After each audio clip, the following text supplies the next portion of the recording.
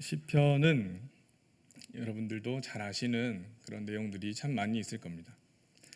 전도용으로 나오는 성경책을 보면 신약 성경과 시편을 합권해서 나누어 줄 정도로 시편은 우리에게 친숙하고 또 친근한 성경이라고 할 수 있습니다. 신앙에 많은 감정들이 있죠. 우리가 하나님께 드리는 고백들이 있습니다. 이런 고백들을 시편에는 많이 담아서 하나님을 바라보며 고백하는 내용들이 나오죠. 하나님의 은혜에 대한 감사와 또 죄에 대한 통회와 그리고 구원의 기쁨과 하나님께 드리는 간구와 찬양, 이런 것들이 시편에는 참 많이 어우러져 나온다는 생각이 듭니다. 여러분, 시편이 모두 몇 편인지 아십니까? 150편입니다. 그 중에서 다윗의 시는 약 절반 가량인 73편 가량이고, 그 외에는 다양한 기자들의 고백이 한 절반 정도를 이루면서 하나님께 드려지고 있습니다. 그런데 오늘 본문에 보이는 시편 1편은 첫 번째의 시편이면서 그 시편 전체의 서론과도 같은 이야기를 하고 있다라고 생각하시면 맞을 듯합니다. 성경에는 종종 두 가지의 길을 이야기하는 내용들이 나오는데 예수님께서도 그런 길을 이야기하십니다. 마태복음 7장 말씀에 보면 이런 말씀이 나타나죠. 좁은 문으로 들어가라. 멸망으로 인도하는 문은 크고 그 길이 넓어 그리로 들어가는 자가 많고, 생명으로 인도하는 문은 좁고 길이 협착하여 찾는 자가 적음이라 라고 말씀하십니다. 여러분, 우리의 인생길 어떤 길을 걸어가고자 원하십니까? 많은 이들이 나의 길은 크고 넓은 대로가 되었으면 좋겠다라고 다들 생각합니다. 그러나 예수님께서는 분명히 인생의 길 가운데 여러 가지 길이 있지만 그 가운데 좁은 길도 있고 넓은 길도 있고 그 길마다 이러한 모습들을 하고 있다라고 우리에게 권면하시는 내용을 우리는 잘 알고 있습니다. 우리의 인생길, 과연 우리는 어떤 길을 선택하고 또 어떤 길을 걸어가야 할지 말씀을 통해서 상고하는 그런 시간이 되었으면 합니다. 첫 번째 본문에서는 의인의 길에 대해서 설명을 하고 있습니다. 의인의 길, 그러니까 선한 길, 우리가 걸어가야만 할 것 같은 하나님께서 또 기뻐하시는 그 길에 대해서 먼저 설명을 하고 있는 것이죠. 본문 3절을 한번 보시면, 그는 시냇가에 심은 나무가 철을 따라 열매를 맺으며 그 잎사귀가 마르지 아니함 같으니 그가 하는 모든 일이 다 형통하리로다 라고 말씀합니다. 이 말씀 참 은혜가 되죠. 모든 일이 다 형통하게 이루어질 것이다 라고 하는 말을 가장 우리 성도들이 기뻐하고 또 즐거워하는 말 중에 하나인 것 같습니다. 내가 하는 모든 일이 하나님 안에서 형통하여진다. 이 얼마나 듣기만 해도 좋은 일이겠습니까? 바라기는 성도 여러분, 모든 일 가운데 하나님의 은혜로 형통한 삶을 살아가시기를 축복합니다. 시냇가에 심은 나무와 같다라고 이야기를 합니다. 시냇가에 심은 나무와 같다라고 하는 말은 어떤 모습을 이야기하는 걸까요? 시냇가에 심겨진 나무는 수분이 충분히 공급되어져서 영양분이 가득한 어떤 식물의 상태를 이야기할 것입니다. 그러니까 공급처가 원활하게 공급을 해주는 그런 상태를 이야기하는 것이죠. 여러분, 우리가 살아가면서도 공급처가 원활하면 그 모든 관계들이 잘 원활하게 이루어지는 것을 알 수 있습니다. 사업을 하거나 특별히 장사를 하시는 분들은 더 뼈저리게 느끼실 텐데요. 무언가 공급되어져야 하는데 그것이 공급되어지지 않고 끊어져 버리면 중간 과정에서 일어나는 많은 일들과 또 아픔들과 힘듦들이 그 안에 있기 때문에 그 공급이 원활하게 잘 이루어지는 사회가 참 평안하고 좋은 활기찬 사회가 되는 것이죠. 요즘은 자동차 공급 대란이라고 하는 이야기를 들어보셨습니까? 새로운 자동차를 구입하는 데에 적게는 6개월에서 최소 6개월에서 1년가량, 또 인기가 있고 좋은 차량들, 주문이 몰리는 차량들은 지금 주문해도 한 3년쯤 기다려야 한다라고 하는 시대가 열렸습니다. 한 번도 그런 것을 경험해 본 적이 없는 것이죠. 이제는 어떤 서비스를 원하는 것, 그런 거 다 받을 수가 없습니다. 그저 차가 나오는 것만 해도 감사하게 받아야 하는 입장이 지금 우리들의 상황이라고 할 수 있는 것이죠. 아마도 지금 그런 현상은 코로나 팬데믹과 전쟁으로 인한 노동력 부족, 그리고 반도체 칩 부족 이슈 때문에 아마 이런 공급의 차질이 일어나기 때문에 이런 현상이 나타나는 것일 겁니다. 그런데 우리 몸도 마찬가지죠. 우리 몸에도 공급이 원활하면 우리는 건강하게 살아갈 수가 있습니다. 비타민만 해도 A, B, C, D에 따라서 그 공급이 원활하지 않으면 각각 어느 한 부분이 어그러지고 부족한 증상들이 나타나지 않습니까? 요즘은 주변을 보면은 상당히 많은 사람들이 산책을 하면서 운동을 하는 모습들을 쉽게 볼 수가 있습니다. 날씨가 좋고 또 화창하기 때문에 더더구나 많은 사람들이 그렇게 나와서 몸을 움직이며 건강 관리를 하는 것 같습니다. 우리나라만큼 건강에 관심이 많은 사람들이 모여 있는 곳이 있을까 할 만큼 다들 건강 관리에 애를 씁니다. 좋은 음식, 약재, 과일, 영양제, 또 심지어 옷과 신발과 집과 모든 것들이 다 건강에 좋다고만 하면은 그것으로 다 바꾸어가는 유행이 막 이렇게 활발하게 일어나기도 하는 것이 우리의 모습이죠.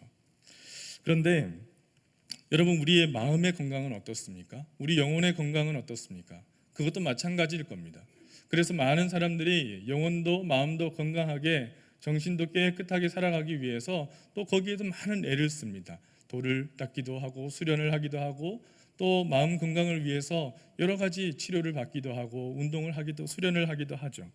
때로는 교양책을 읽기도 하고 인문학 강좌를 듣기도 하고 여러 가지 방법들을 사용합니다.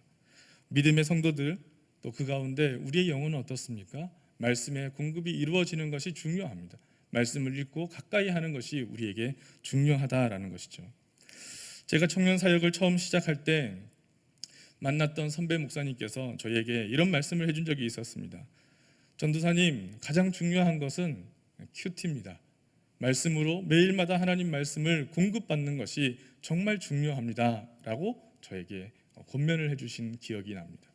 그때는 큐티가 뭐 그렇게 대수라고 생각하면서 목사님이시니까 그렇게 말씀하시겠지라고 생각했는데 돌아보고 생각해 보니 정말 그렇습니다. 우리의 마음에 영혼의 갈급함이 채워지는 그런 영혼의 공급이 없다면, 말씀의 공급이 없다면 우리의 마음이 계속적으로 공허해지는 것은 당연지사 아니겠습니까? 어느 방송에서 두피 건강에 대한 이야기를 합니다. 두피 건강, 탈모에 대한 이야기를 하고 있습니다. 관심이 있으신 분들이 있으실까요? 그런데 거기에서 전문가인 박사님이 나오셔가지고 이제 제가 하는 말씀을 잘 들으세요. 여기가 제일 중요한 포인트입니다. 이거 다 필요 없고 이것이 제일 중요합니다. 제가 팁을 드릴게요 라고 얘기를 합니다. 그리고 얘기하시는 말씀이 무엇이냐면 어떤 영양제와 강화제 이런 거 쓰시든지 크게 상관없습니다. 요즘 나오는 약들은 다 좋습니다. 그런데 중요한 것은 아침 저녁으로 6개월 이상 꾸준히 쓰셔야 됩니다 라는 얘기를 합니다. 참 맞다는 생각이 들었습니다. 여러분, 한 달 하고 한 달 쉬면 다시 첫 달이 된다는 겁니다. 한 달 쓰고 아무리 좋은 약이고 효과가 있는 음식이라고 할지라도 한 달 먹고 한 달 쉬면 다시 첫째 달이 된다는 것이죠. 효과가 없다라는 겁니다. 그러니 그 약이 문제가 아니고 그 음식이 문제가 아니고 아침 저녁으로 쓰면서 6개월 동안 연속적으로 계속적으로 공급이 되어지면 원활한 것인데 한 달 쓰고 그만했다가 다시 또 한 달을 시작하면 효과가 없는 것이 당연한 것이다 라고 이야기를 하시는데 그렇다라는 생각이 들었습니다. 우리의 마음도 마찬가지죠. 우리의 마음이 채워지는 것, 하나님께 기도하는 것, 말씀의 공급이 우리에게 충만하게 이루어지는 것, 그것은 시냇가의 신기운 나무가 매일마다 충분한 물을 공급받아서 그 공급의 힘으로 영양이 들어가고 강화되고 충분하게 건강하게 살아가는 것처럼 우리도 아침 저녁으로 꼭꼭 씹어 먹는 음식처럼 말씀에 영혼을 채우는 그런 공급이 이루어져야만 우리의 믿음도 우리의 삶도 우리의 영혼도 든든히 세워져 나갈 수 있다라는 사실을 기억해야 되지 않겠습니까? 본문 1절은 이렇게 말합니다. 복 있는 사람은 악인들의 꾀를 따르지 아니하며 죄인들의 길에 서지 아니하며 오만한 자들의 자리에 앉지 아니한다라고 말합니다. 그러니까 복 있는 사람은, 즉 앞서 얘기했던 의인이라고 할 수 있는 그 사람은 악인들의 꾀를 따르지 않고 죄인들의 길에 서지도 않고 오만한 자들의 자리에 앉지 않는다, 함께 하지 않는다라는 것입니다. 다시 요약해서 말하면 의인은 의인의 길을 간다라는 것입니다.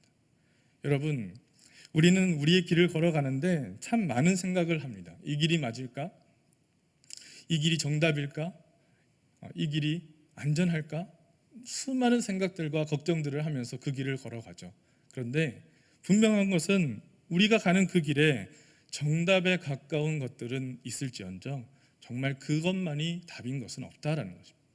우리가 걸어가는 그 길은, 하나님께 기도하며 걸어가는 그 길은 때로는 흔들리고 어려움이 닥쳐온다 할지라도 우리를 인도하시는 하나님께서 세우시는 내 길이 되어진다는 사실을 믿음으로 고백할 수 있기를 바랍니다. 내 길을 가는 것입니다. 믿음의 길을 걷는 것입니다. 그러니 다른 길에 서지 아니하고 다른 자리에 앉지 아니하고 다른 것을 따르지 아니하고 믿음의 성도들답게 우리의 삶, 내 길, 내 자리 가운데서 내가 행할 길을 그대로 행하며 마이웨이를 가는 것입니다. 아우구스티누스는 그래서 이런 말을 했습니다. 비틀거리며 바른 길로 가는 것이 굳건하게 서서 그릇된 길로 가는 것보다 낫다라는 것이죠. 우리의 삶에 비틀거리는 것이 있더라 할지라도 이 길이 맞다면, 이 길이 내 길이라면, 이 길이 믿음의 길이라면, 그러면 조금 휘청거리고 어렵게 그 길을 간다 할지라도 그 방향이 맞으면 내 길이다 생각하고 한 걸음 한 걸음 믿음으로 걸어가시기를 축복합니다. 그 길 가운데 하나님께서 역사하시는 겁니다. 근본적으로는 세상에 많은 유혹들이 있을지라도 악인의 길을 따라가지 않는 것입니다. 이것이 악인의 길이라면, 이것이 불의한 길이라면 이것은 내 길이 아니다 라고 생각하고 마이웨이를 갈 수 되는 것입니다. 믿음의 길을 걸어가면 되는 것입니다. 그리고 그 길을 걸어가겠다라고 하는 결심이 우리 가운데 있다면 하나님께서 그 길을 인도해 주시지 않으시겠습니까?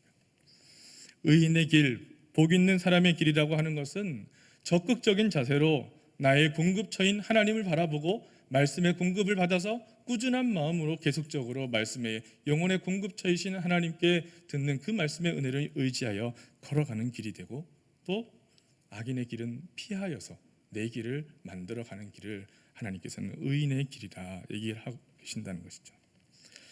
또 두 번째 길, 악인의 길에 대해서 본문은 이렇게 이야기합니다. 4절 말씀 한번 같이 읽어보시겠습니까? 악인들은 그렇지 아니하며 오직 바람에 나는 겨와 같도다 라고 말합니다. 악인은 겨에 빗대어서 이야기를 하고 있습니다. 겨는 바람이 불면 날아가 버리죠. 지금 특별히 여기서 겨라는 말도 바람에 나는 겨와 같다라고 그 특징을 이야기하고 있습니다. 가볍게 움직이는 것이죠. 어쩌면 현대인들의 삶이 이런 모습이 아닐까요? 우리들의 모습이 지금 그렇게 살아가고 있는 것은 아닐까요? 우리의 마음에 무게중심이 굳건하면 우리는 요동치지 않을 수 있습니다. 우리의 마음의 삶이 좀 묵직하면 우리의 삶은 안정감 있게 걸어갈 수 있습니다. 그러니까 우리가 가볍게 이리저리 휘청휘청 하는 것은 우리의 마음속에 나를 요동치게 만드는 그런 중심이 흔들리고 있다라는 것이죠. 우리의 마음이 굳건하게 세워져 있으면 우리는 요동치지 않고 그 자리 가운데서 평안히 그 길을 갈 수 있다는 말이 되기도 하는 것입니다. 우리를 요동치지 않게 하는 것은 무엇입니까? 그것은 진리를 붙잡고 살아가는 것입니다. 우리의 마음속에 진리다, 이것이 정답이다, 이것이 나의 길이다, 이것이 우리가 믿고 고백하는 믿음이다, 믿음의 길이다 라고 생각하는 그 하나님의 은혜로 꽉 차 있는 무게감이 있다면, 그 진리를 붙들고 살아갈 수 있다면 우리가 휘청거리지 않을 수 있지 않겠습니까? 그러니까 우리의 삶은 무게감 있게 그 무게를 가지고 살아가는 삶이 되어야 하는 것입니다. 악인들의 삶은 바람에 나는 겨와 같다라고 하는 그 말은 올라갔다 내려갔다 왔다 갔다 하는 삶과 같다라는 것입니다. 그러니까 악인의 흥함은 금방 흥해도 금방 망할 수 있다는 이야기가 되기도 합니다. 주변을 돌아보면 나만 쉽게 망하고 다들 쉽게 흥하는 것처럼 보여집니다. 여러분, 그런 유혹에 흔들리지 마십시오. 그 결과에 너무 일희일비해서는 안 될 것입니다. 과정이 중요하죠. 그 과정 속에서 나타나는 결과가 결국 나에게 진정한 결과로 돌아온다는 믿음 흔들리지 마십시오. 과정 속에 우리의 묵직함이 묻어나고 방향이 올바르면 조금 늦게 더디 갈지라도 결국은 그 목적지에 다다르게 되는 것입니다. 망하지 않게 된다라는 것입니다. 슈바이처 박사는 이런 말을 했다고 합니다. 현대인들에게는 사상이 없다라는 말을 했다고 합니다. 그 말은 시대의 풍조에 흔들려서 속이 빈 채로 살아가는 삶의 모습들이 많다라는 말을 빗대어서 하는 것이겠죠. 그런데 저는 그런 생각을 해봅니다. 신앙인들에게 사상이 없고 믿음이 없고 생각이 없는 것은 아닐까? 우리의 믿음 가운데 우리의 믿음이 없고 속빈 강정처럼 그렇게 믿고 살아가는 것은 아닐까? 그렇기 때문에 믿음의 길을 걷는 사람들의 모습이 가벼워 보이고 교회를 다니고 신자들의 모습이 묵직한 믿음의 길을 걸어가는 그런 무게감이 아니라 오히려 이리저리 흔들리는 가벼운 모습처럼 보여지는 것은 아닐까? 그런 모습이 또한 내 모습은 아닐까 하는 생각을 하며 돌아보는 것이죠. 5절 말씀에 그러므로 악인들은 심판을 견디지 못하며 죄인들이 의인들의 모임에 들지 못하리로다 라고 말합니다. 악인들이 의인들의 모임에 들지 못한다라는 것입니다. 여기서 의인들의 모임이라고 하는 것은 하나님 나라를 의미하는 것일 텐데요. 그런데 그 모임에 악인들은 결코 들어갈 수 없다라는 것이죠. 한 노숙자가 있었습니다. 그는 일을 좋아하지 않고 항상 게을렀습니다. 수염과 머리는 덥수룩해지고 엉망이 된 채 살아가는 것을 보고 한 이웃이 불쌍히 여겨서 그를 보살펴주기 시작합니다. 옷을 입히고 이발을 시키고 목욕을 시키고 그리고 깨끗하게 만들어서 잘 아는 사람에게 일거리도 소개해서 취직하게 해줍니다. 그런데 일하는 곳에서 연락이 왔습니다. 잘하는가 아닌가 하는 불안한 마음에 그 이야기를 들어보니까 잠깐 일을 하더니 그 사람이 일도 나오지 않고 다시 받은 돈으로 술만 사 먹고 또 그렇게 쓰러져 있다라고 합니다. 원래대로 돌아갔다라고 불평하는 것입니다. 여러분, 우리의 외형 중요하고 화려한 것을 모두가 원하지만 그러나 사실상 더 중요한 것은 마음의 묵직함이라는 것입니다. 사람이 변한다 다 변한 것처럼 보이지만 사실은 외형만 변한다고 변하지 않습니다. 마음의 중심이 바뀌어야 하는 것이죠. 우리의 마음에 진정한 회개가 없이는 믿음도 그렇습니다. 정말 진정한 회개가 없이는 의인의 모임에 들지 못한다는 것입니다. 진정한 신자는 날마다 하나님께 드려지는 회개 가운데서 우리의 마음을 돌아보고 우리의 삶을 성찰하고 그 믿음 가운데 하나씩 깨끗한 것을 쫓아가는 의인의 길을 가고자 하는 믿음의 결단 가운데 날마다 세워지는 그런 사람이 의인의 모임에 들 수 있다라는 것입니다. 우리들의 모습은 어떻습니까? 우리는 깨끗합니까? 우리는 하나님 보시기에 합당합니까? 우리의 마음의 중심이 흔들리지 않고 그렇게 믿음의 길 가운데 굳건히 살아가고 있습니까? 어쩌면 우리는 의인인 줄 착각하면서 살아가는 것은 아닙니까? 진정한 회개와 마음의 진리의 중심이 없다면 그러할 것입니다.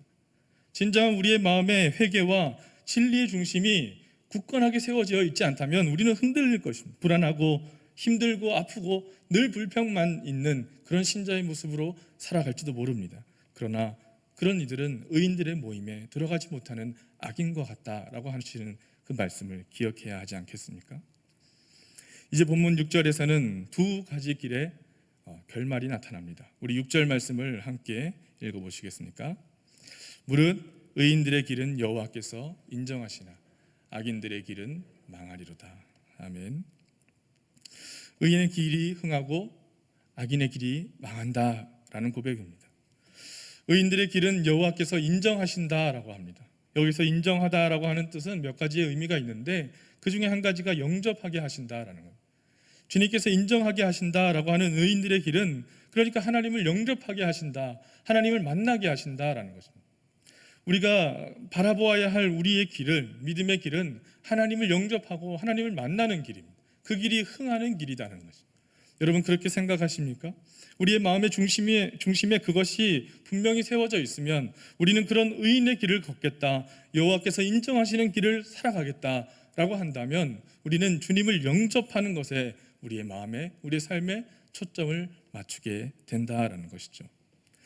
영접한다는 것은 하나님을 만나게 하신다는 것이고 또 교제하게 하신다라고 하는 뜻도 거기에 있습니다. 그러니까 우리의 삶 가운데서 우리가 원하는 것은, 우리가 흥하다고 이야기하는 성공이라고 하는 것은 하나님을 만나고 하나님께서 인정하게 하셔서 우리와 함께 교제케 하시는 그 삶을 살아가겠다라고 결단하고 걸어가는 믿음의 삶이 의인의 삶이 된다라는 것이죠. 또 알게 하신다라는 뜻도 있습니다. 그것은 구원받는다라는 것이죠. 하나님을 아는 사람이 구원받는다라는 것입니다. 마태복음 25장에는 구원받지 못한 자들에게 주님께서는 내가 너희를 알지 못한다라고 표현하지 않으십니까? 주님 우리의 삶 가운데 하나님 우리 길 가운데 하나님께서 내가 너희를 안다라고 말씀해 주셔야 되는데 우리의 삶 가운데 주님께서 너희가 걷는 그 길, 그 가운데 있는 너희를 나는 알지 못한다라고 말씀하신다면 이것이 얼마나 큰 문제가 되겠습니까? 세상의 성공과 세상의 흥함을 쫓아간다면 우리는 주님을 믿는다고 입으로는 고백할지 모르나 그러나 주님께서 내가 너희를 알지 못한다라고 고백하는 그런 삶으로 살아갈 수도 있다라는 것이죠. 그러니까 의인들의 길, 여호와께서 인정하시는 그 길은 주님을 영접하여서 주님을 만나게 하시고 주님과 늘 교제하게 하시며 살아가는 그 길이며 또 주님을 알게 하셔서 제가 주님을 압니다라고 고백하는 가운데 우리가 구원받았음을 고백하고 그 구원의 기쁨으로 하나님께 영광을 돌리며 감사하며 나의 길을 걸어가는 것입니다. 중심 있는 길을 걸어가는 것입니다. 때로는 어렵고 힘든 일이 있더라도 하나님 나와 동행하여 주시고 영접하여 주시니 주님 내가 내 길을 걷겠습니다 라고 고백하는 것입니다. 반대로 악인은 망한 것입니다. 종래에는 선이 이긴다는 그 믿음을 가지고 살아가는 사람들이지 않습니까? 악과 맞서 싸우는 것은 생각보다 쉬운 일은 아닐 것입니다. 그러니까 여러분 선을 격려하며 살아가십시오. 악과 맞서 싸우는 것은 생각보다 쉽지 않은 일입니다. 그러니까 더욱더 선으로 악을 이기며 살아가십시오. 이것이 지혜인 줄 믿습니다. 좋은 사람들을 만나고 좋은 말들을 하고 우리 마음속에 좋은 생각들을 가지고 그리고 하나님 바라보며 좋은 행동들을 하는 것으로 인해서 악을 이겨내는 성도의 삶을 살아가시기를 축복합니다. 우리의 삶에 어두움이 있습니다. 불안함이 있습니다. 그것은 쫓아내기도 힘들 만큼 없어지지 않을 때도 있습니다. 쫓아내고 도망가고 항거해도 우리의 삶 가운데 우리의 발목을 붙잡고 우리의 마음을 붙잡고 그 어둠이 사라지지 않을 때가 참 많이 있습니다. 그때 우리의 선한 의지를 불을 켜십시오.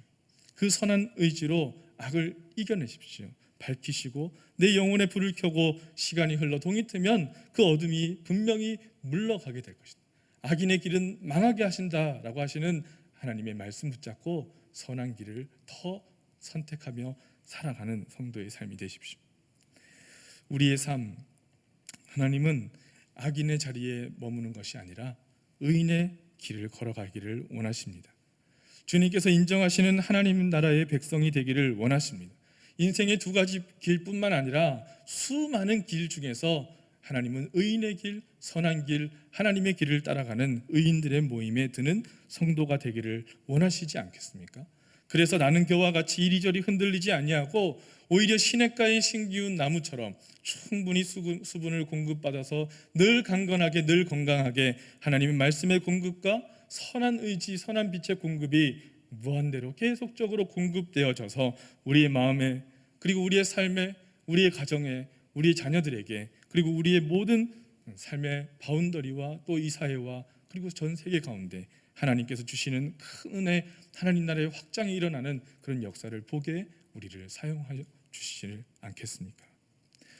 바라기는 더욱더 우리의 삶을 살아갈 때 밝고 좋은 빛, 선한 길, 그 선한 의지를 가지고 살아가시는 왕중의 귀한 성도들의 삶이 되시기를 축복합니다.